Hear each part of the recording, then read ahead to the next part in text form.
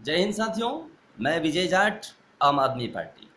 आज हम बात करेंगे छुक छुक गाड़ी की, जिसमें आपने हमने सबने सफ़र किया है और देश की सबसे गरीब, सामान्य और मिडिल क्लास फैमिली अक्सर रेगुलर सफ़र करती है।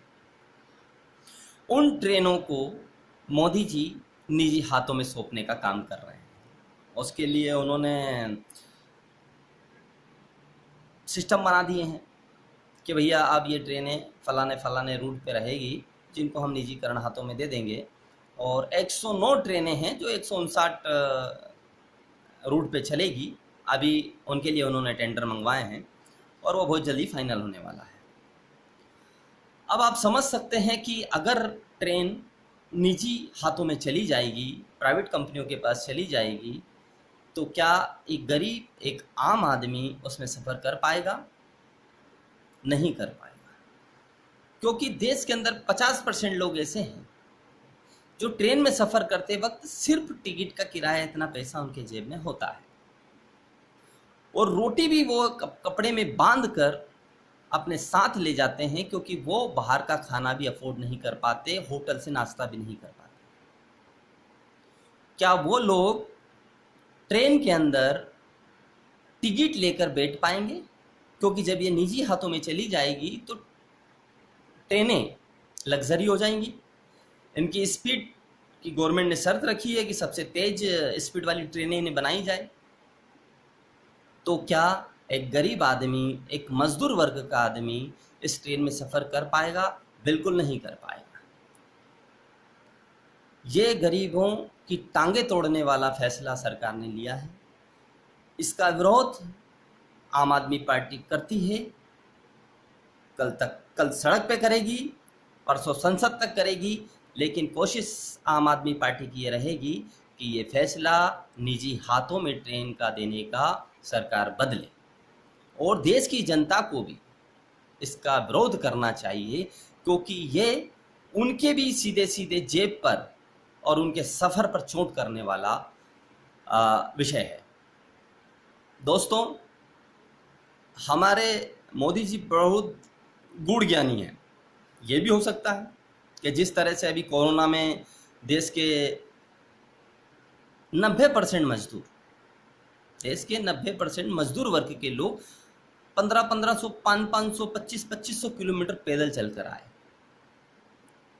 तो कहीं उन्होंने ये तो नहीं सोच लिया कि ये मजदूर वर्ग 2500 किलोमीटर तक सफ़र कर सकता है, अपने कंधों पे अपने बच्चों को लादे हुए, अपने सिर पर अपनी गठरी, अपने सारे सामान, अपने सारे लगेज के साथ 2500 किलोमीटर अगर पैदल चल सकता है, 500 किलोमीटर पैदल चल सकता है, तो इन्हें ट्रेन में बैठने की आवश्यकता क्या है? ये भी हो सकता है, क्योंकि ज़्यादा ज्ञानी आदमी बहुत ऊंची सोचता है। हो सकता है कि गरीबों के स्टीम में नहीं, उनके शारीरिक ताकत का इन्होंने अंदाज़ा लगा लिया हो कि 200-500 किलोमीटर का सफ़र तो पैदल कर लेंगे, अगर टिकट बढ़ भी गई ट्रेन की तो ज़्यादा से ज़्यादा क्या होगा, ये गरीब ट्रेन में नहीं बैठेगा। ये भी हो सकता है। तो दोस्तों, देश 7 सालों में, पिछले 7 सालों में 23 निजी कंपनियों को, प्राइवेट कंपनियों को सरकारी डिपार्टमेंट बेचे गए हैं, सरकारी कंपनियां बेची गई है। उसमें से बहुत सी कंपनियां ऐसी है जिसमें हर साल बेनिफिट होता था और प्रॉफिट होता था। ट्रेन को भी बड़ी षड्यंत्रपूर्वक पहले बताया गया कि ट्रेनें नुकसान का घाटा है, ट्रेनों में नुकसान हो रहा है, रेलवे नुकसान में आ रहा है। फिर अभी कोरोना काल में उनके पास में एक और तरकीब उन्होंने सोची, 40 ट्रेनों को रास्ता भटकाया, ताकि ये बताने के लिए कि सरकारी कर्मचारी व्यवस्थित ट्रेन भी नहीं चला पा रहे, इसलिए हम इनको निजी हाथों में दे रहे हैं। ये सरकार का षड्यंत्र है, इसे आम आदमी को, आम जनता को जानने की आवश्यकता है। दूसरा, कि जब ट्रेन निजी हाथों में चली जाएगी तो आज ट्रेन के अंदर गरीब लोग, बहुत सारे ऐसे हर दिन मजदूरी करने वाले लोग हैं जो अखबार बेचकर, मूंगफली बेचकर, चाय बेचकर अपना जीवन यापन कर रहे हैं, अपने परिवार को चला रहे हैं। उनका बैठना, उनका बेचना बंद हो जाएगा। प्राइवेटीकरण स्टेशन होने के बाद में जो छोटी छोटी दुकान लगाकर कोई बुक्स बेचते हैं, कोई चाय पोहे बेचते हैं, कोई पानी की बाटलें बेचते हैं और वो अपना जीवन यापन कर रहे हैं, उनका रोज़गार छीन लिया जाएगा और यही सब चीज़ें 100 गुना दामों में प्राइवेट कंपनी के लोग बैठकर बेचेंगे। तो देश के 50% लोगों पर, उन गरीबों पर जो ट्रेन का सफ़र कर रहे हैं, उन पे सीधी सीधी चोट करने के लिए नरेंद्र मोदी की सरकार जा रही है। हमें सभी देशवासियों का इस फैसले का विरोध करना चाहिए, क्योंकि ये एक व्यक्ति का नहीं, ये पूरे देश की जनताओं में से 50% देश की जनता प्रभावित होने वाला फैसला है।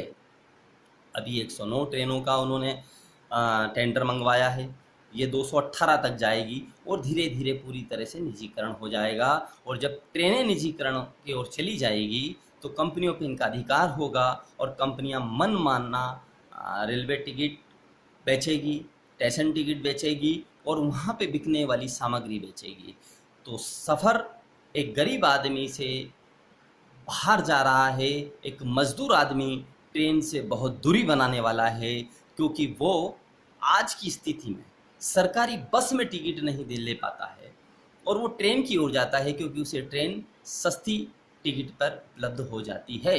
लेकिन मोदी की योजना जो अगर ये है और इसी तरह अगर आगे चलती रही तो ट्रेन में एक सामान्य वर्ग के व्यक्ति को भी सफ़र करने में बहुत समस्याओं का सामना करना पड़ेगा, बहुत महंगाई का सामना करना पड़ेगा और हो सकता है कि वो अफोर्ड ना कर पाए, वो सफ़र ना कर पाए। तो जनता को जागने की आवश्यकता है।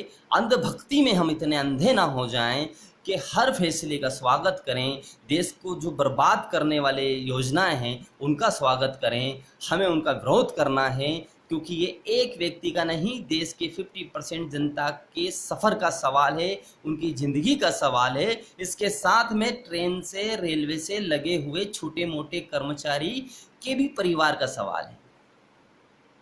तो साथियों, मैं आपसे ये उम्मीद करता हूँ कि इस वीडियो को आप शेयर करें और ज़्यादा से ज़्यादा लोगों तक इस वीडियो को पहुँचाएं।